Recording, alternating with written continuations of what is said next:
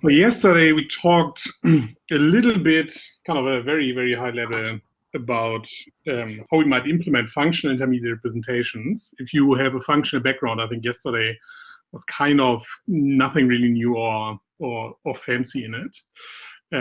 I showed a little bit, kind of more or less just for fun from my side, kind of a C++ way to implement these intermediate representations. And today we're going to look more into how intermediate representations for a C compiler or C++-like compiler are generally implemented. And for that, we are going to look into the single-state assignment form and what the formal form for that is, to then end up to see how the LLVM intermediate representation actually concretely looks like. But I want to start motivating why we are, what type of optimizations we might want to perform on an imperative intermediate representation by starting by speaking about kind of one of the core ideas or the core concepts about what an optimizing compiler on an imperative language is doing, and that is what we call data flow analysis, and that essentially tries to gather some information for each what we call here a program point. So for each like point in our program, to then later make optimization decisions maybe on these information we have gathered. And obviously we try to analyze the static code by approximating somehow the dynamic behavior that we would actually see if we would execute this program, right? So we try to reason about how the program might behave when we execute it.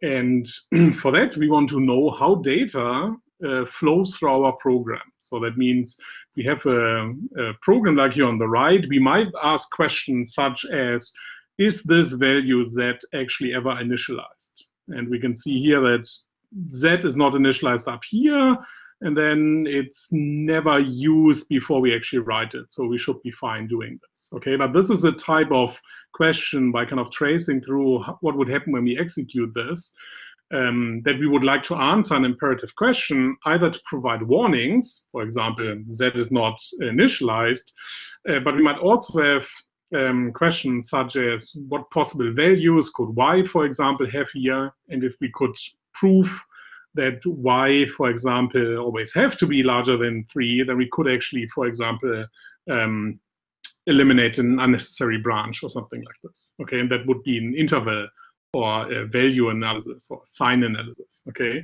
but we might also ask questions such as, is this computation we are performing here at the end, is this actually ever going to be observed? Is this ever going to be consumed by anyone? Okay, and to answer this last question, we might perform a particular type of data flow analysis that we call liveness, okay? And the idea behind, or the intuition behind liveness is to say that we want to talk about variables and want to talk about them and say that a variable is live at a certain point in the program if the value, the current value, and remember we are now in an imperative world where essentially values might change because we might modify the state. So if the current value may be read during the remaining execution of the program, okay, otherwise it's dead. And here the important bit is the may. So you might think that it is possible, for example, by taking a particular like branching through the remaining code, that we might still need to read this value. Then we call it live. Only if for sure we can definitely say that we will not need to read this variable, or there's no way that we're going to read the value of this variable anymore, then we call the variable dead, okay?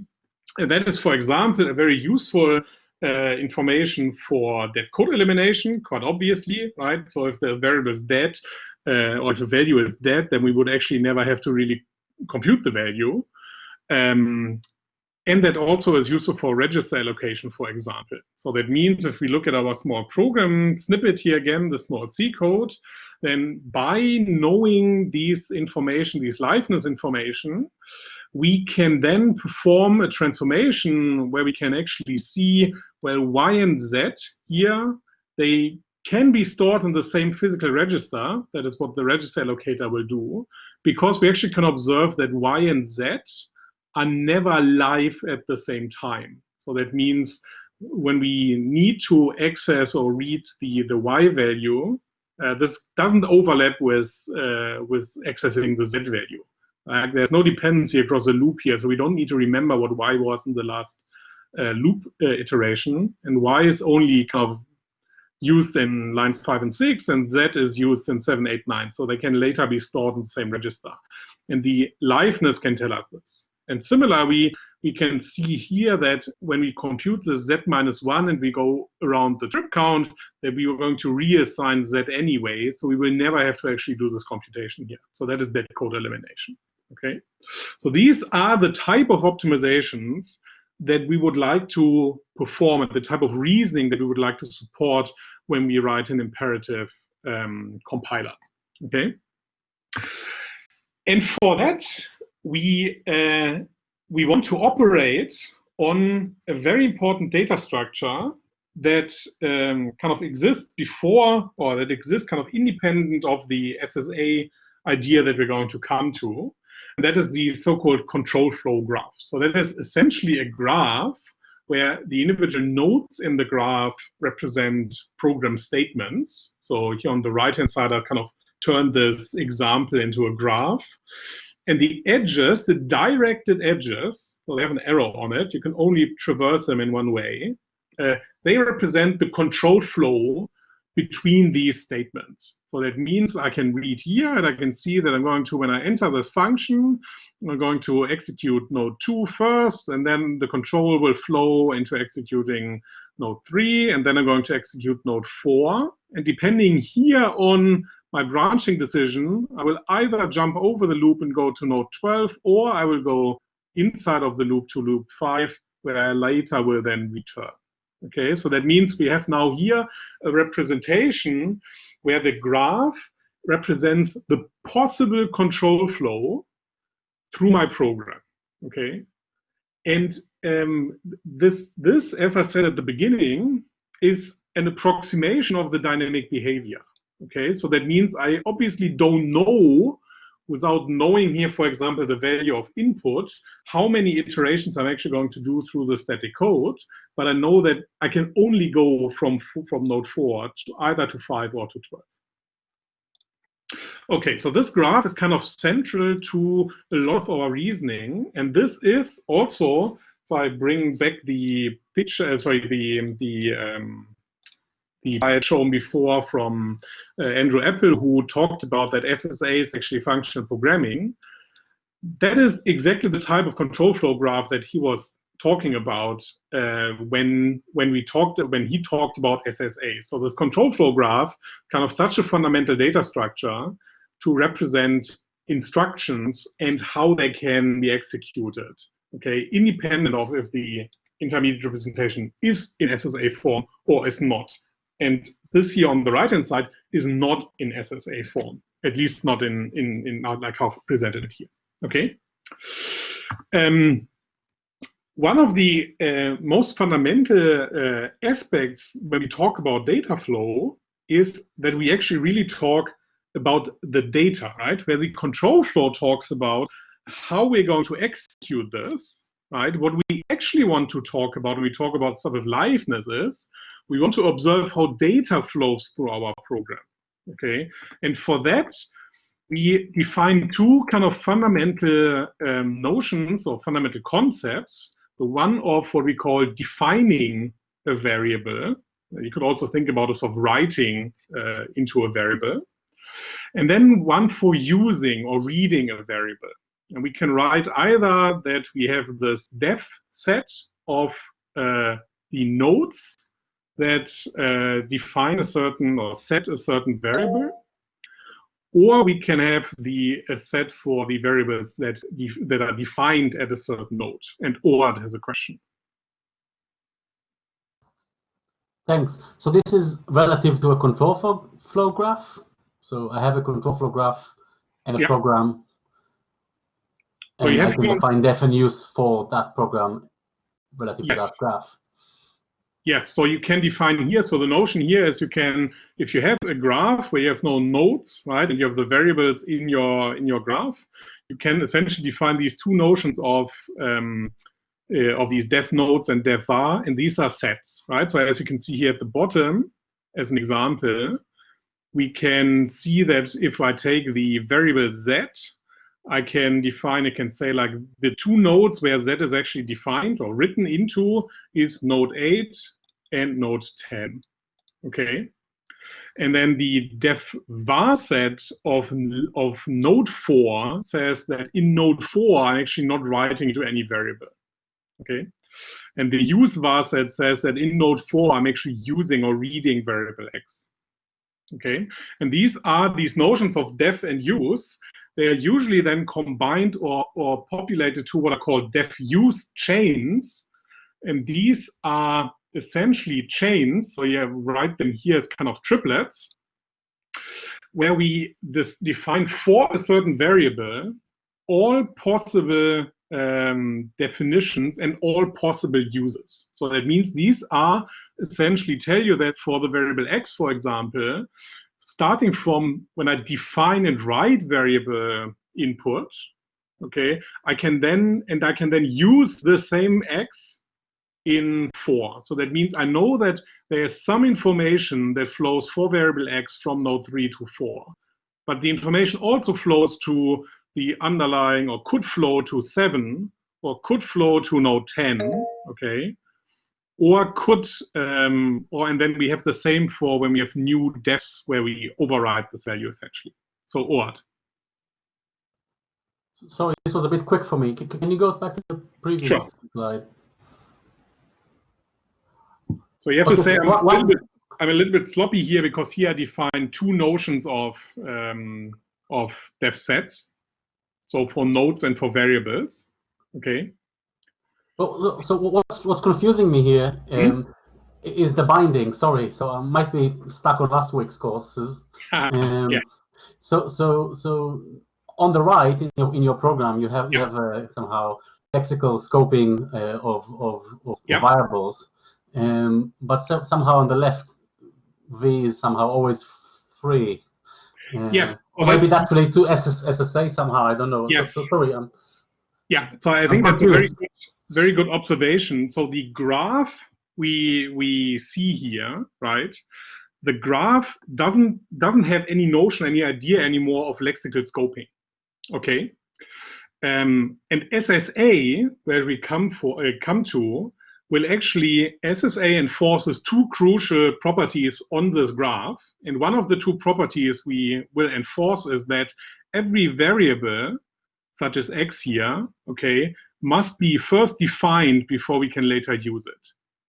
Okay, and in graph terms, this is what is called a domination relationship. So that means that if you enter into the top of this graph and you're using variable x, for example, in node 4, then what it means to that this variable x is dominated here means that on any possible way that I'm from the top of the graph that I'm getting to node 4, I must have first hit a definition of x. So in this case, 3, where I write into x. Okay. So that means kind of this lexical notion that we have in a programming language doesn't really kind of or translates over into this notion of dominance in a graph. Okay, where in my control flow, and if you think about this, that's what this graph represents. When I start from the program at the top to execute, I will have to first hit a definition or writing of a variable before I can actually use it. And that is one of the properties that SSA enforces. So if you build up an SSA conformant intermediate representation, then this will always have this property that essentially every single variable is introduced before it can be used, which is kind of what you expect in some sense. And that corresponds directly to what we saw yesterday, which is the lexical scoping of lambda calculus, essentially. Okay. Thanks for asking, by the way, Ort. Oh, I see. Martin is asking what happens with return statements. So I'm a little bit sloppy here, as in that obviously the return statement is kind of ending this graph in some sense. So you have, you can also build a control flow graph if you'd like, across function calls if you'd like, or you can have special instructions in your intermediate representation that literally mean call this, and then the return is a special instruction as well, and that returns then the value back on the other side. So you can, in some sense, kind of either expand this idea, or you have individual control flow graphs for each function, and they are then kind of linked together by these call instructions. And that's what LLVM IR does. Okay. Cool. Keep the questions coming, please. Okay. Okay. So if we have now this idea, or this notion of a def use chain, which essentially gives us for a certain definition all the possible uses. Okay. We can see here that in a control flow graph which is not in SSA, we have for each definition, we can have a number of uses, right? So we can have different definitions. So we override, in some sense, the variable x. We have actually 3 different definitions of x in this graph, and each of them can be observed by each individual of these uses again. Okay. So if we now go into, we come back to this liveness idea. Okay, where we wanted to find out, just as a reminder, we had a small interaction in between here, that we wanted to find out if a variable may be read during the remaining execution of the program. Then is when what we consider this variable to be live. Okay, and we can formalize this a little bit more in terms of these sets that I've introduced. So we can say a variable v is live before a node. So it means before, kind of, you can think of here as like before you enter the node in this transition arrow. Okay. If the variable is in the use set of this variable, so that means, for example, if I take this here, this transition where I go into 6, I can say that, well, y, which is directly read or used in 6, is definitely in the use set. So that means the variable is live. Or alternatively, there exists a path, a directed path from this node 6 to another node where the variable is in the use set. And that path does not go through a definition of the variable, which means I'm not going to override this variable in my possible paths. Okay, so that means y here, if I go in the point here, right, y, if I ask the question is y live here, then I can see that y is not read immediately in 4, and that's fine. But I can also see that there exists no directed paths where I'm going to read y before I'm actually going to overwrite it, because I'm going to overwrite y immediately here in line 5. Okay, so that means y here at this position, y is dead, because I'm not going to consume it before I'm going to overwrite it again. Okay. Based on this definition, we can go about computing the liveness for each variable for each of these nodes. Or I mean, for each node, we're going to compute which variables are actually live here. Okay. And we're going to consider for a node kind of 3 different cases. We're either going to look at the variables that are directly used in this node, so as x and 4, okay? And then we're going to look if a variable is live at the successor of n, of the node we are looking at. Then we consider that it's a possible candidate for being live as well as our node, okay? And then if this variable is a candidate, and it's not overwritten in our node ourselves, then this is also a live variable. Okay, we're going to walk through an example of this. But the core idea is that we can put this formula, this intuition, into a fixed point algorithm that will iterate over this graph and will populate this information over this graph until the information has flown completely through the graph and no information can be populated anymore. Okay. I'm going to walk through an example here. Okay, so that means what we are going to do now is, I have here on the right-hand side our graph, and on the left-hand side, I have written all of our nodes in reverse order. We're going to come back a little bit into why reverse order is a good idea for this case. And I've written down the use and defines for each individual node. So that means which node uses a certain variable and which node overrides a certain variable. Okay, so for example, we can see that node 11, which is this node here, uses Z. Yes, we're going to read Z, and then we're also defining it. So we're going to override it as well. Okay. And that's just the starting information, which is kind of local by just looking at each individual node in isolation. So there's no need for populating. I mean, or we haven't started yet actually populating information through this node, okay, or through this graph, I should say. So we're going to start our first iteration of our fixed point algorithm, and for this we are going to look essentially at our node here on the right-hand side, and we're going to look into how do we find the candidates. Okay, so the candidates we said were all the variables that were live in the successive node. Okay, and there were no live variables, so that's quite boring. And then the live variables are all the variables that are used inside of our own variable. And then we will look at the candidates and take from these candidates the variables we actually write or define ourselves. Okay, so that means here the candidates, as I said, are empty, and then we're going to use the variable x. So this will become, and we will determine that in this iteration that x is actually live at 12, which makes sense because x is really read and used here. Okay. Going from here, we're going to just traverse back or go over our nodes.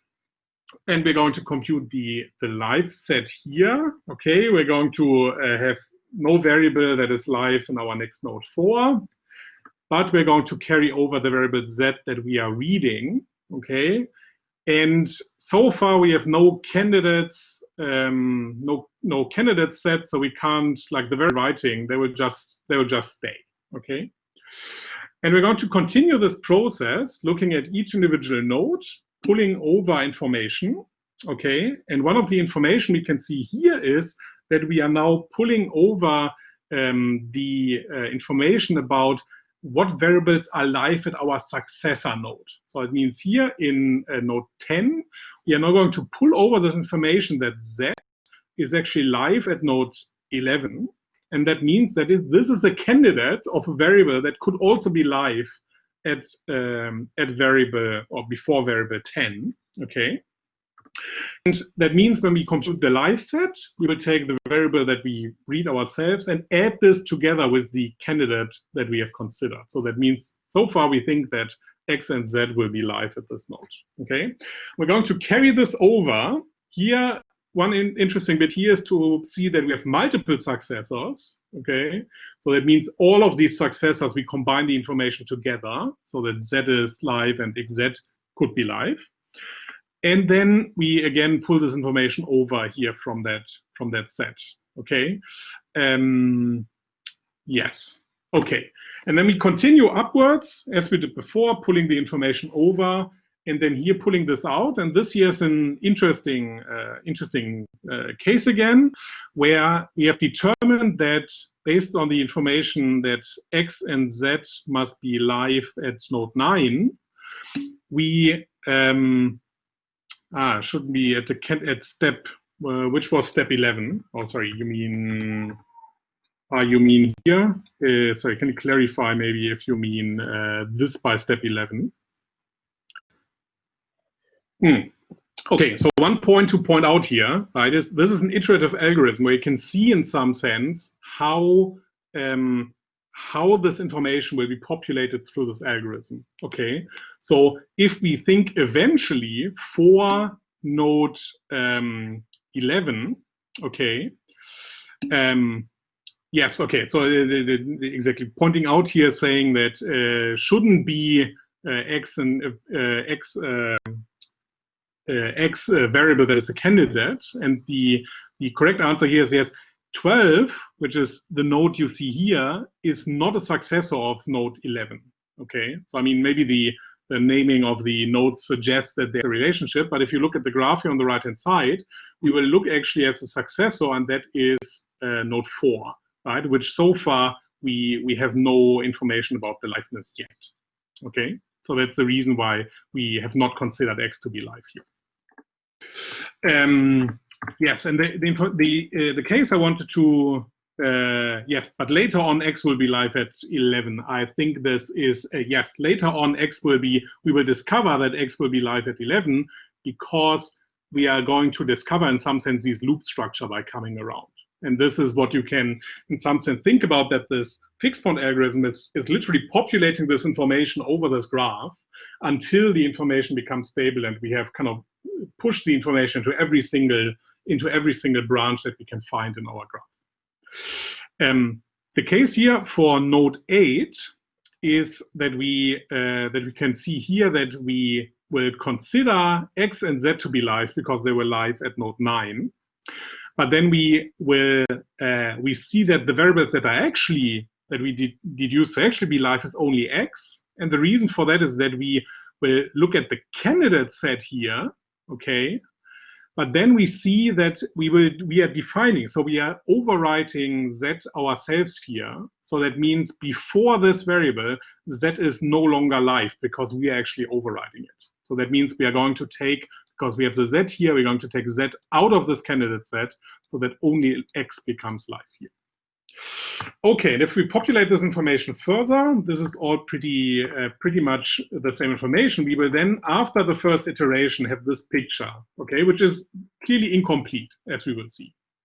And when we move to the second iteration, we see here, and this is now what we just discussed, is that we discover now, when we look at 11, okay, that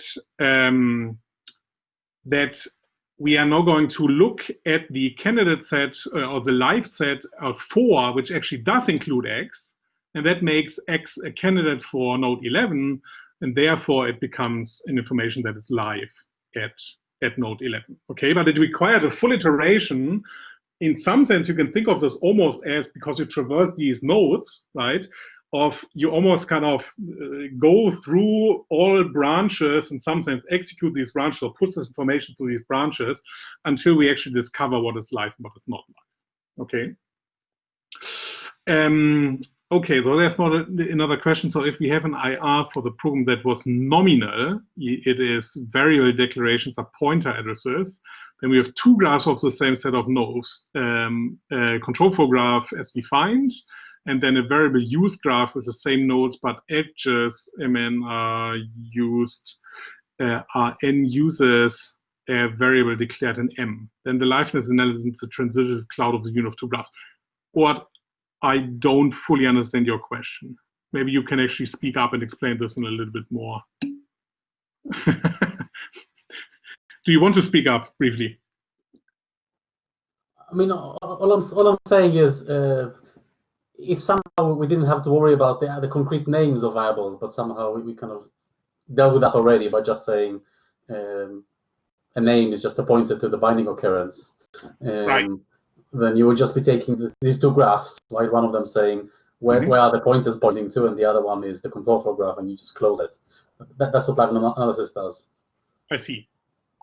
We will see when we talk about SSA, right, that what SSA, so I talked already and said that the one property that SSA enforces is that variables are introduced because before they are referred to.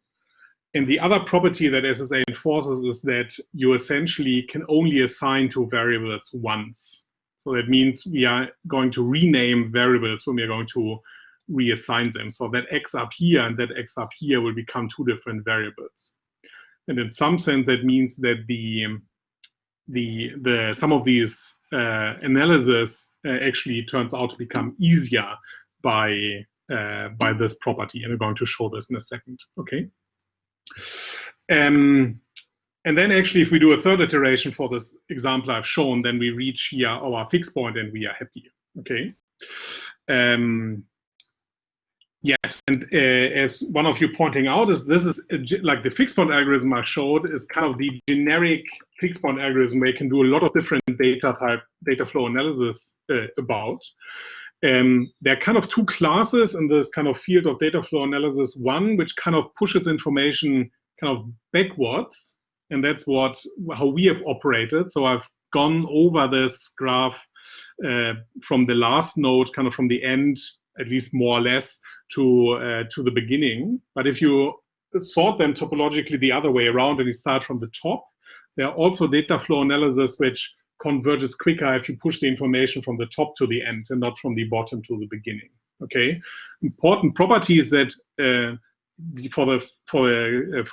for reaching kind of a fixed point, the order in which you iterate doesn't matter, but for the number of steps you require, you can see if information converges quicker or slower if you push the information forward through the graph or backward through the graph. Okay. Okay, right. And now based on the information we have discovered, okay, we can now see here that Y and Z are never live together. So we cannot find a single set here where Z and Y appear at the same time. So that's great. That means we can actually allocate them in the same register if we want to. And the other information you can derive here is essentially to see that for node 11, okay, Z is live here, but then in variable 4, Z is not live anymore. So that means we essentially can remove this computation because the variable is dead immediately afterwards. Okay, so these are the two optimizations that I indicated before. Okay. There are other types of analysis you might want to perform. So another example here is, I'm not going to go into that detail through it, but it's an example taken here from Stephen Chong's compiler course at Harvard, where he talks about the available expression. So this is if you have a data flow, if a control flow graph like the one here on the left, we might want to compute and see what are the expressions that I have computed that I have just available in some variable, so that I don't need to recompute them over and over again, or not over again. So I want to essentially know which expressions are available to me immediately without recomputing. And you can see on the left kind of an intuition of like in between here, a plus b is available, then a plus b and a times b, because I've stored them in two different variables. And you can populate this information through this graph, okay, in a very similar manner. And how you do this is you have kind of on the right hand side, you have kind of these generic rules where you say, if I see a statement like x and I have a variable on the right hand side, I add the variable v to the set of available expressions. But because, as you can see here, we can override x, that also means we have to be careful that we are removing the available expressions that we are actually overriding. So that means we are removing all the possible expressions which actually had x as a dependency in it.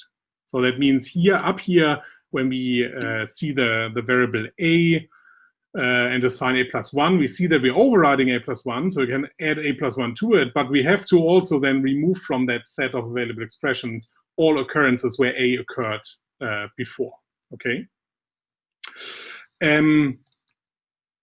And one of the things that SSA makes it makes some of these data flow analysis much simpler, okay? And for example, in this example of available expressions, we can completely get rid of these kill sets of kind of remembering what we have to remove from this available set if all of these variables are essentially, you can think of them either as unique or they are only written once or they are in some sense immutable, right?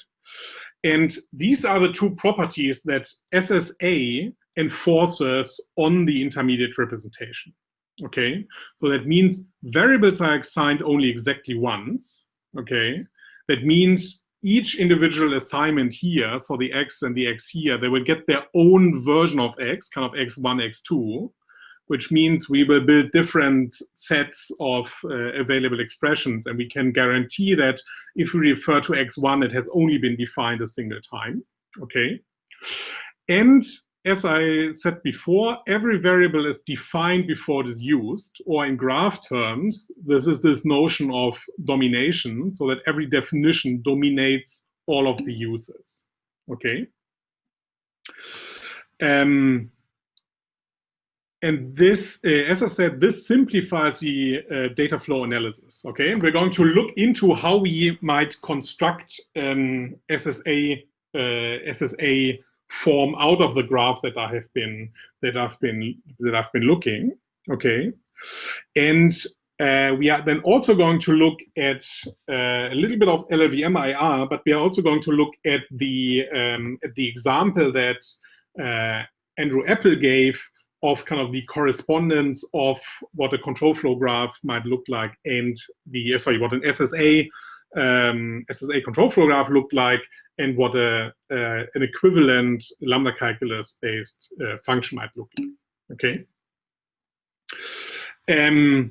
So if we think about, or if we look here at this control flow graph that I've shown already before, okay, I've like written here on the right-hand side a slight different variation where I have kind of lowered my control flow just into branching. Okay, so that means I've only here this notion of like, if x is bigger than 1, then go into the loop here, otherwise branch over. So this is not a while anymore, but this is literally just a branch, kind of a if then else branching statement.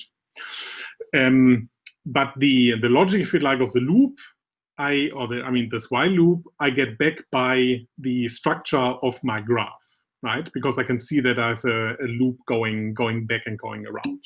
Okay.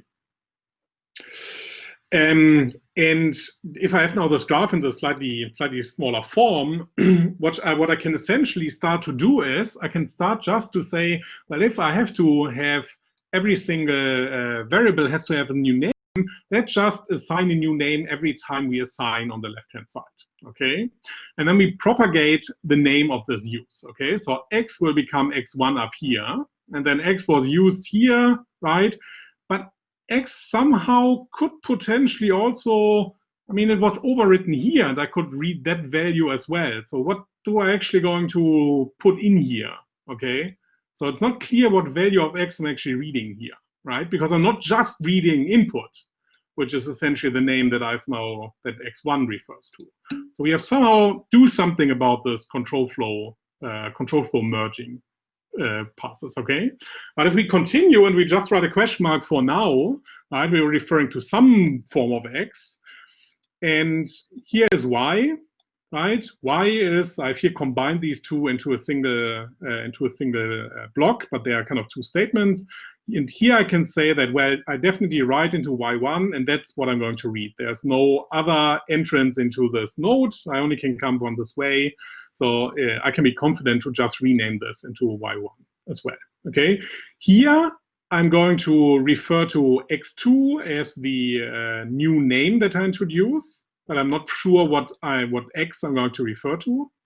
And similar, I'm going to do the same for z1. Here's a new x3. Here's my z2, and I'm referring to z1. And here I'm not unsure which definition of x I'm actually referring to. Okay, so what is SSA form doing about the case where we actually merge this control flow together? So what does this x is going to refer to? And the people that invented SSA form in the 80s, they came up and they called this a phony node, which then eventually was formed into what is called a phi node. Okay, so that means they introduced a special new instruction into their SSA language, and that you write here with this phi notation. And what that means essentially is you are going to refer here to x4 as the new name we are going to assign. Okay, and then we are going to have this phi node, and this will select the value based on which way we kind of entered into our control flow graph. Okay, so that means if we look here at this one, that makes it maybe the easiest, right? We are going to select the x4 variation if we're going to enter from this branch, and we're going to if we come from this branch, we're going to select x2 to, in some sense, alias or kind of be referred to as x5 if we're inside of this program. Okay, so we're injecting these phi nodes when we merge the control flow together, and these phi nodes then allow us to assign new variables for every single time we are going to refer to this variables. Okay. So that's kind of the only kind of, in some sense, tricky or a little bit unusual bit about these phi nodes. And if we have now this property, like that we have essentially a graph in this SSA form, then some of these optimizations, they become suddenly very, very straightforward and easy. So for example, constant folding, also called constant propagation, that means where you have a constant somewhere assigned to a variable. So that means in our example program here, right, we assign, well, this doesn't actually have a constant, but if we would assign x a constant like 5 or something like this, then we might want to propagate this information through the entire graph. And if our node is an SSA form, then this becomes incredibly easy, because we can just say, for any statement where we write a constant c into and give it a new name x, we can just replace every single use of x with c, right? Because x will only be defined once. We can just, in some sense, inline or replace them all. And the only slightly interesting bit are these phi nodes, where we can say, well, I will reassign x, but if I then come from these different from these different control flows, but all my branches are actually constant, so it doesn't matter from where I'm coming, I'm always going to observe the same constant, then we can just kind of push this into the next node and can say, well, then I can also just say that x must be a constant, which I can then again replace using the same rule. And there's like a super straightforward small algorithm which just goes over every single statement and performs these two small instructions, adding kind of new nodes to look at on this kind of work list, if you'd like, as you go along. Okay, so that means some optimization become very straightforward here, and this wouldn't be as straightforward if you think about this. If you have to consider that if you have a program which says x equal 5 and then later it says x equal x plus 1, then you somehow have to distinguish, well, where do I actually, which x do I replace and which x do I not replace? And by having done these transformation into SSA first, you essentially avoid this this particular question for yourself. Okay. Okay, and now let's look a little bit into, oh no, actually before we go into look at SSA, let's look a little bit into the Andrew Appel paper again. Okay, so one of the things that Andrew Appel observes is exactly like a different control flow graph, obviously, than the example that we have shown. But there's a question. Please go ahead. Yeah, following up on what the chat was about. Mm-hmm. Is it right to conclude that SSA is really about making static analysis easier, or is there also a dynamic benefit to using the SSA representation? So, I mean, obviously, the main job of a compiler is to try to make sense of a program without actually executing it. So to statically reason about the dynamic behavior, kind of what I said at the very beginning here, right? Where I said what we try to do in data flow analysis is to gather information about the static code approximating its dynamic behavior, right?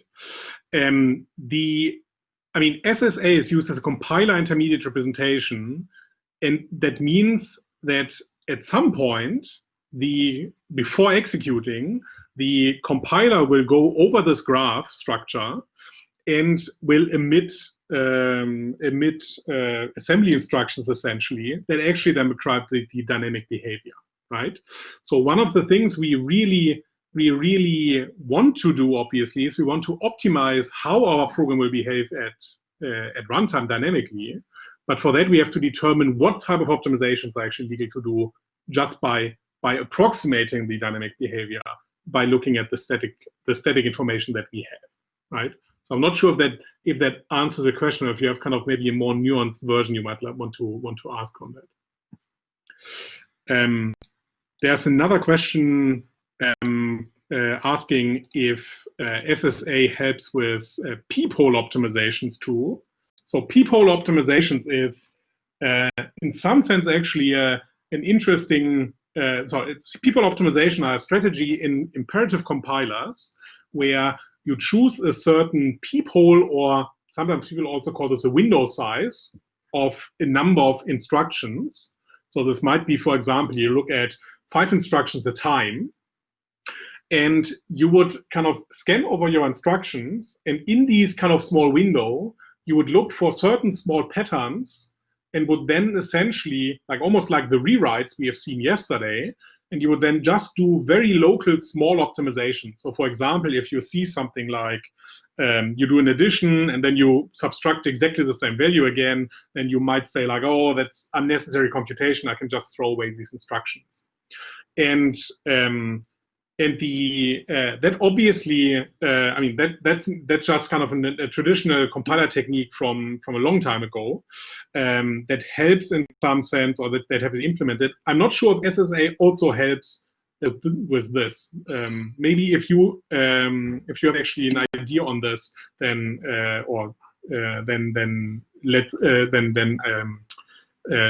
please post this in the chat. And Jeremy, who actually, by the way, I wanted to point out that I also point to the excellent book that Jeremy has contributed to about SSA. That is a kind of detailed account which gives much more information about what I'm talking about here today. Okay. How would you interpret the fee note if you write an interpreter? So the fee note, I think the fee note has the semantics that depending on how you entered into your block. So if you have like a control flow block in your control flow graph, then you essentially will just check, did I come from that side or from that side? And depending on which side you came from, you're going to pick the one or the other branch in your fee node. Okay. And that's essentially the implementation. Okay. Okay, so keep the questions coming, as I said before. So Andrew Apple points out that if we look at these control flow graph, right, we can turn this into an SSA form quite crudely by putting a fee node at the beginning of each of these nodes and kind of merging all different types of versions. And then you end up with a huge number of fee nodes. Okay, and there is an optimization process, or I mean, if you do a proper SSA form, then you end up with a much smarter and smaller graph here on the right-hand side that actually minimizes the number of fee nodes that are required. Okay, but the observation that Andrew makes in this paper here is that he says, think about each of these blocks. Okay, so if we look at, this here is the functional program, and this here is the control flow graph below. Think of each of these blocks, okay, as its own function, where if you have these function, then you will essentially see that the fee nodes, they will become your parameters for the function you are actually calling. Okay, so if you have like the function f1 here, which doesn't have a parameter because it's a starting point. Okay, but if we have here the second function, okay, then you see that we're going to have I2, right, J2, K2. These are actually the parameters of the function you're writing for this block. And depending on where you now come from, you're going to instantiate this parameters with the right value when you call it. Okay, that's the intuition. And for the question how you would implement this in an interpreter, well, you could in some sense see, well, I turn a basic block into one of these functions, and you see that these phi nodes, right? They're not really functions, but they correspond, as he says, in an inside-out way to the arguments, right? To the actual parameters of the corresponding function that we are writing.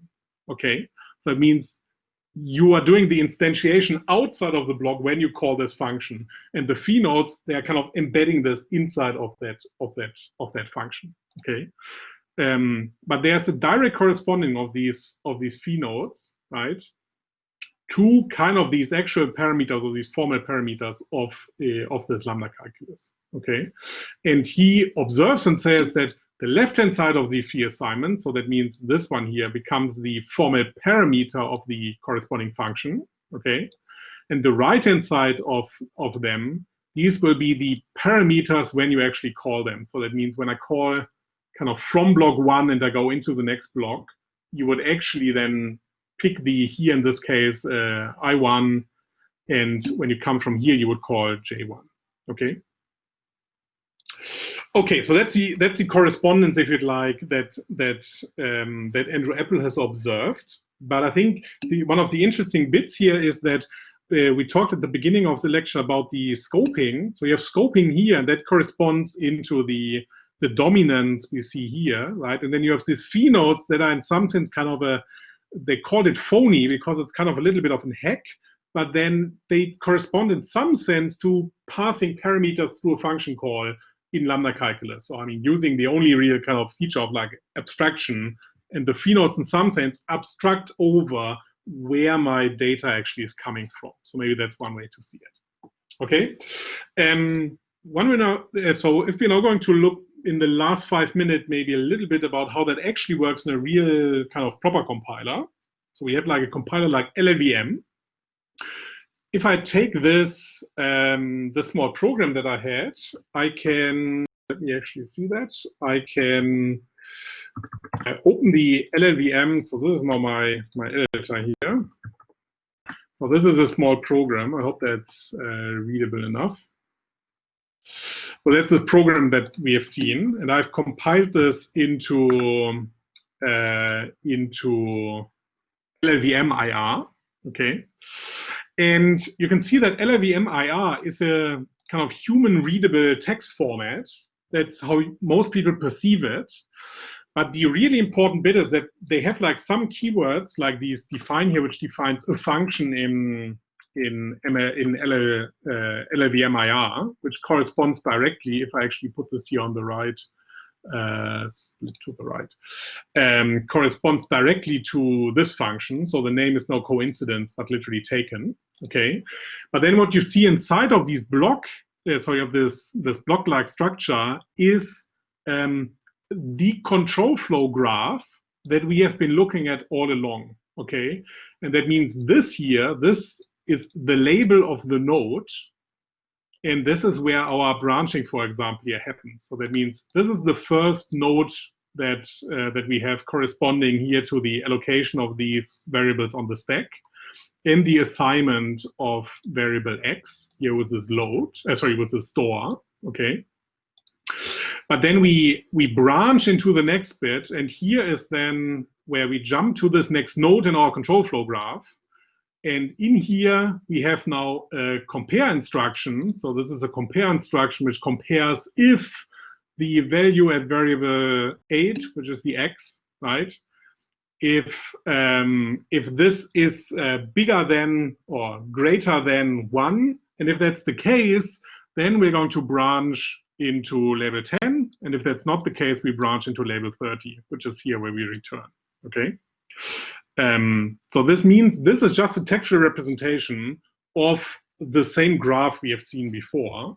And that's why you can literally, with like just one more flag, turn this into this graph here on the right-hand side, which has exactly the same representation as we had, right? Okay.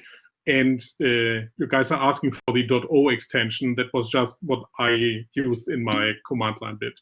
There was no. This is so if I show you the instruction I've actually executed, then I have called my Clang compiler here and told him to admit LLVM IR, and I could have also said, please store this in the LLVM IR intermediate representation. There's nothing fancy about the file ending here. Okay, this is just using the right flags for the compiler to spit this out to me.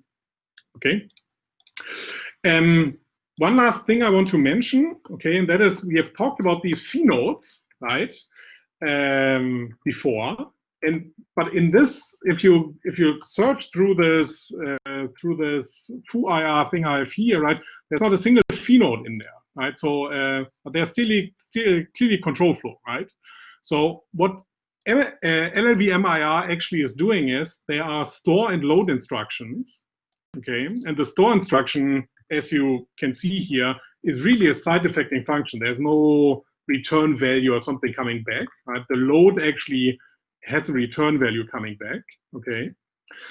And LLVM IR essentially treats the stack variables x and y like you would think in some sense as an allocated variable. So there's this alloc A, which is a stack allocation, and that means we are putting some memory aside in naming this 2, 3, 4, and 5 here.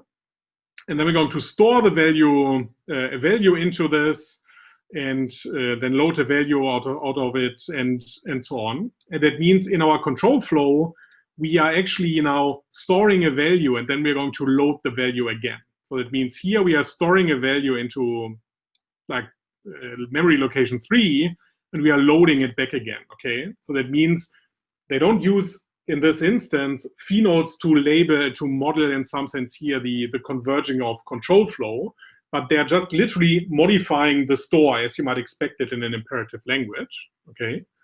But it doesn't mean that phi nodes are not used, okay? So that means phi nodes, they are still used, for example, if we have smaller type of control flow, okay? And I have somewhere here the amazing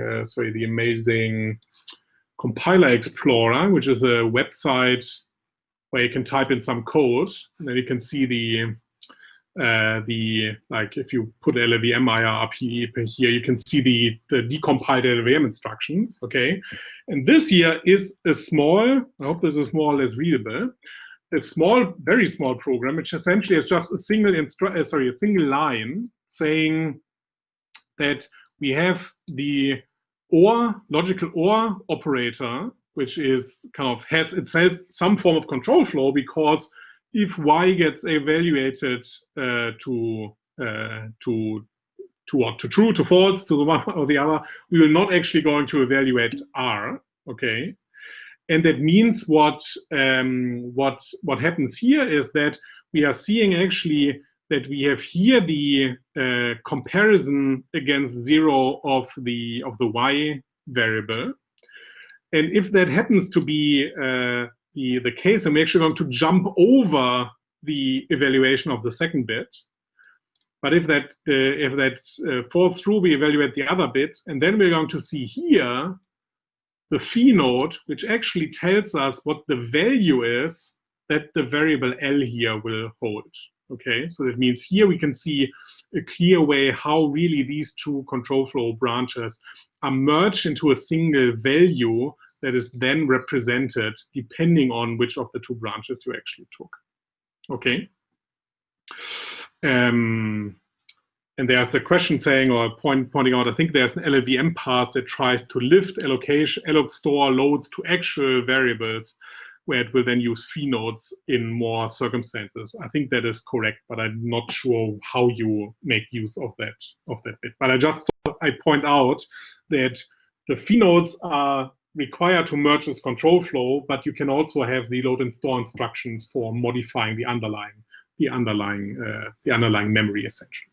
Okay, and that's pretty much everything I wanted to talk about today. I hope that I showed kind of a correspondence, or at least gave a little bit of an intuition that what goes on in an imperative compiler and how these SSA form is in some sense establishing some sane version of these graphs. That doesn't mean that these graphs don't become massive and that the compilers don't have struggle to figure out kind of useful information about them. Particularly, we're going to look tomorrow into how we're going to model kind of higher level information. So something like think like a TensorFlow graph or something like this, and how we're going to preserve kind of the semantics of these higher level informations, while we were going to still somehow kind of take advantage and do optimizations over them. And I'm going to talk tomorrow about a new framework which is called MLIR, which is now part of the LLVM family, and it has been like proposed by the Chris Lettner, who is like the original developer of LLVM and also the person who designed the Swift language. And this MLIR framework allows you to define your own intermediate representations, but these are then encoded in an SSA-based representation. And we're going to tomorrow look at one of these, which is a research project that I'm working on with some of my PhD students, where we encode actually a functional array programming language in this SSA-like representation. And we're going to look into how we can then do interactions between different types of representations. So how can we take something kind of which captures these higher level concepts and turn this into something which has actually loops in it, which can then be turned into something like what we look at here, where the loops are gone and everything are just branches. Okay, so that's kind of what I intend to talk about tomorrow. Okay, and I think that's everything from me. So feel free to ask more questions in the chat now, or otherwise I would suggest to maybe stop the recording and we can have more questions afterwards as well. James. Hi. I guess this is related to what Wen was asking in the chat, but just thinking about sort of how phi nodes seem to have a sort of non-local semantics in a way. They're always referring to other parts of the program. What restrictions does that put on any kind of rejigging, refactoring the compiler might do? So I mean the phi nodes in some sense, I mean they still hold, I mean they use the variables here like I7, I1 on the right hand side in some sense, right? So they make a dependency, if you'd like, to the nodes that are on a possible control flow graph entering the node that I'm actually observing. So that is in some sense a necessary dependency or necessary domination relationship that you have to observe. And that means I mean, in some sense, you can't just come around this in the sense of that there is a possible data flow relationship here. So that means you can't just ignore, if you'd like, that the data might come from that side or from that side. And the phi nodes, in some sense, make explicit that there is a merging point of possible control flow in this value, right? So that means obviously that phi nodes need special treatment when you think about how you define the type of data flow analysis that we have performed before. But in some sense, if you kind of see here how Andrew Appel sees these the correspondence to the lambda calculus bit, in some sense, this is kind of if you see a call to or like the application to a lambda abstraction, then you could think of this also as that is kind of where information is passed over and is maybe no longer as local as just being in the body of a lambda abstraction. So yes, I'm not sure if I 100% answered your question, but I think, I mean, they make explicit where the control flow is coming or the data flow is actually coming from, and that I think is a good thing. Okay. Yeah, my only worry is like what when I refactor just some random part of a program that happens to have phi nodes referring to it, presumably I have to update the phi node as well if I happen to have like removed an if branch or something like that. Well, the interesting bit is that the phi nodes, they sit at where the control flow merges, right? So they sit kind of at the where you come back from the if and the else branch, and yeah, I'm not entirely sure. I'm not entirely sure if you maybe you can come up with an example or a small example and type this in the chat. Yeah, I'll write one down after. Yeah. Cool. Okay. Nathan, do you want to ask your question? Yes. So I guess what's normally when I see like things that use SSA, they're machine-y languages that do a lot of that like have pointers, I guess, that have pointers exposed to the user versus languages that use CPS are often garbage collecting languages with runtimes, etc. Are the sorts of optimizations that are convenient to perform on each IR, like notwithstanding their equivalents? Do they shape this, or is this really historical? The scheme community had continuation, so of course that community is going to be the one that uses the continuation passing.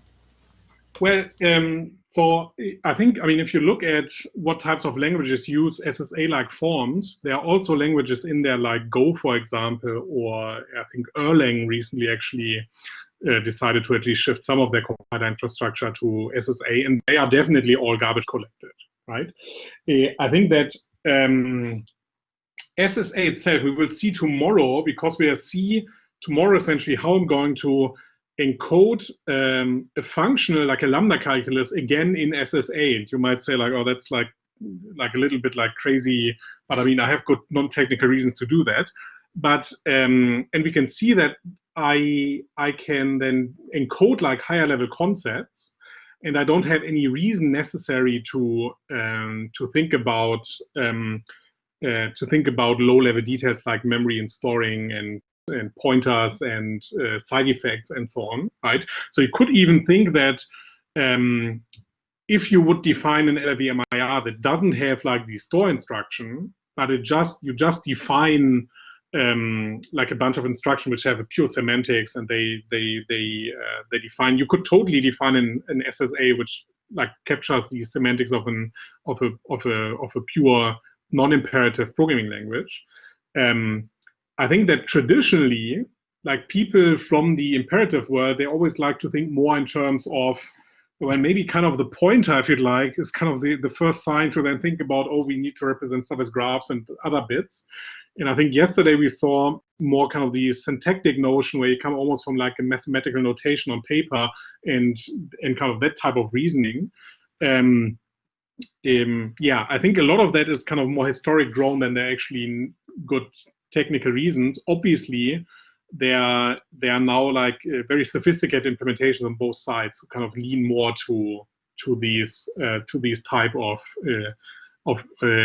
representations, right? Yeah, thank you. Sure. Martin, do you want to ask a question? Yes, it's also related to phi nodes and LLR. So as I understand correctly, LLR, the stack allocation goes out of scope when we get into a node that is not longer dominated by the node where we allocated it. So I guess for phi nodes, you could place a stack allocation in some node that dominates the node when node is placed, and use load and store instructions instead of the phi. Right. Yes, so I guess you could do this. So I mean, the one example where I showed the phi node here, right?